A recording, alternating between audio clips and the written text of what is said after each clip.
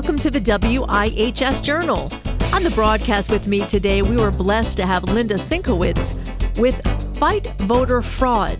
Today we'll be learning all about ways that we can help fight fraud for voters. Stay tuned for all the details. Tell us about your organization, just maybe a quick detail about what the organization is, then we'll talk about what it does and what you would hope our listeners would do. Well, first of all, thank you so much for having me on. I really appreciate this. Yep. Fight Voter Fraud, we've been around for almost 5 years. So we were around even before the 2020 election because of some potential fraud. And I always have to say potential because we're not law enforcement. Yeah. That I had found in 2018 while I was running for state rep in Middletown, and I couldn't get any help. So long and short story of that whole thing is because I couldn't get any help, we are now in 9 states quietly working on cleaning the voter rolls. Wow, that's awesome. And maybe just tell our listeners how, for you to start this organization, there had to have been some statistical proof and hurt on your part. Maybe just talk about how come you decided to start this organization. Well, I decided to start it because I knew there was something wrong with the numbers in Middletown and the absentee ballots. Now, absentee ballots is where about 85% of potential fraud happens through the absentee ballot system. So anyway, I had heard of a ballot harvester in Middletown, which is illegal, by the way. You cannot get paid to go and solicit ballots from people. I'm not going to mention the person's name. And I went and checked, and out of 642 absentee ballot request forms, because I never saw any ballots, because you can't. It's not legal to do that. But the absentee ballot request forms, the 642, I'd say about 410 were either illegal or invalid. Wow. Meaning stuff that was supposed to be filled in to make it a legal document, because it's a legal document, wasn't filled in. There was 3 and 4 different ink colors, different handwriting all over these. So I should probably preface this with, when you are signing an absentee ballot request form, read the fine print at the bottom. You are signing a legal document that says if you lie on it, it is a Class D felony, punishable by 1 to 5 years in jail and $1,000 to $5,000 fine. Federally, during a federal election, it actually goes up to $10,000 fine. So at the bottom, it has it there. You're signing a legal document that all the information on here is correct, which is why there's that small box at the top on the right-hand side that only the town clerk's office can write in. That's it. They can't fill in the date if you miss the date. They can't check different boxes. Nobody can help you unless there's somebody that you know and they sign saying that they helped you fill out the form. So again, it's a legal document. So when it gets altered, when it's brought back to the town clerk's office and they fill in the date of the election or fill in other parts of it or somebody else has helped, again, it's a legal document. So our organization, what we have done, which is totally different than anybody else in the country, is that we drill it down to the person. You know how in Wisconsin you heard that there were more votes than there were voters, type thing. And everybody was coming out with these numbers and how statistically it's impossible. Oh, yeah, all the numbers in Connecticut is statistically impossible, but you can't prosecute on statistics. So what we have been doing, and it's been a long journey for us, I can imagine, is figuring out how do we drill it down to the person and prove it's that person that potentially violated any of the election laws. So right now, in Connecticut alone, which we have brought to our final stage, which means, we potentially have them on like 5 state statutes or 2 federal statutes. We get all of our information in the public domain. We don't pay for any of our information. And we research person by person. And right now, we have in our final stage for Connecticut over 8,000 people we believe have potentially violated one or more election laws. and we have the proof on those. We are in 9 states quietly. We have our silent army because we'd rather be working and getting this stuff done instead of getting headlines. It wasn't until July 1st that I said I would come back out and start making people know that we are out here. If you're just tuning into the broadcast right now, we're talking about fighting voter fraud with the CEO and founder, Linda Sinkowitz.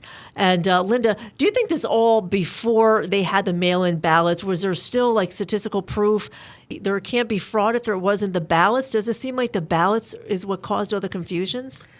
First of all, in 2020, when Denise Merrill decided that she was going to send absentee ballot request forms out to everybody on the voter rolls.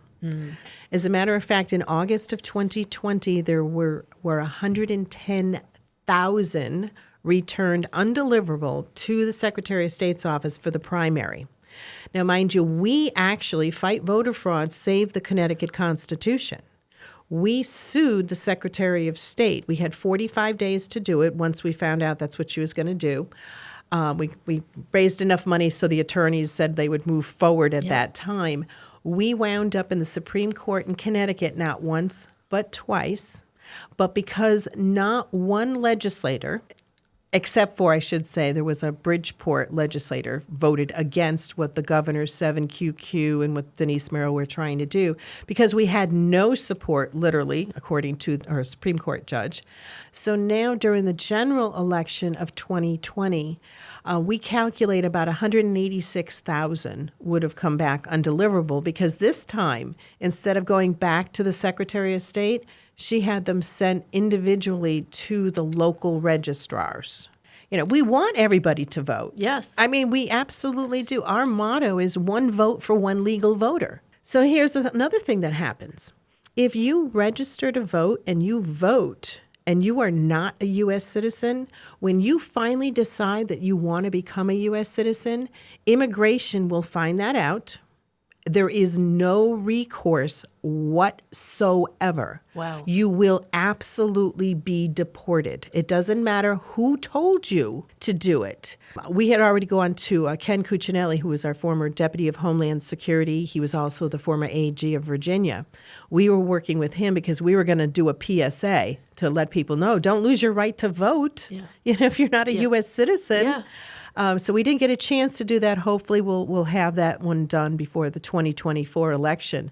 But even he said there is no recourse whatsoever. Wow. You know, hearing just all this amazing statistics and this research that you've done is just, it's powerful. I love hearing this. How can our citizens, our listeners, how can we help prevent voter fraud, especially with this coming election? Well, let's see, a couple of things. You already know your neighbors that have left your neighborhood. You saw their for sale signs. They've been gone for a couple of years. Check and see if they're still on the voter rolls. You can contact the Registrar of Voters office. You can also go, we have an app called Report It. You can do this on your cell phone. You can download it, and you can report potential voter fraud. You can send pictures, videos. You can be anonymous, and within 3 seconds, I get it, and we can actually forward it along. That's how we actually use that during the 2023 election to help out Arizona. The stuff that we were getting reported from Arizona, we were getting it right down there immediately, and some of the stuff was actually used in the news. I think the most amazing thing that we found so far was that there was 542 dead people in Connecticut that voted in 2020, and some of them voted in person. Wow. Yes. That's just, I can't put my mind around that one. Yes. So we actually formed, besides doing the MOVE, the NCOA people that we look into in the 9 states, in 4 states, we have obit committees. I know it sounds funny, but we actually prove the people are dead. Wow. And Connecticut is one of them. We've already sent 5,490 names proving the people have been deceased. We have a different format that we do. But if anybody wants to see the books, you just go to the Registrar of Voters office and ask for the book that Fight Voter Fraud sent them on the obits. Wow. And there's 100% of the evidence, because we're very transparent. Yeah. What else would you like to convey before we do close the broadcast today? You need to make sure that you're registered to vote in the town that you live in. Anybody wants to check out our website, it's fightvoterfraud.org. We have a press release coming out tomorrow, so we'll have some stuff up on the website that you'll be very interested in for your towns because we've broken it down by towns. Yeah. But that would be it. Once again on the broadcast with us was Linda Sinkowitz, the founder and CEO of Fight Voter Fraud. You can find out more details. You can give us a call at 860-346-1049. The opinions expressed are those of the participants, not necessarily those of a staff or management of a station. I'm Anissa Porticelli for News and Public Affairs.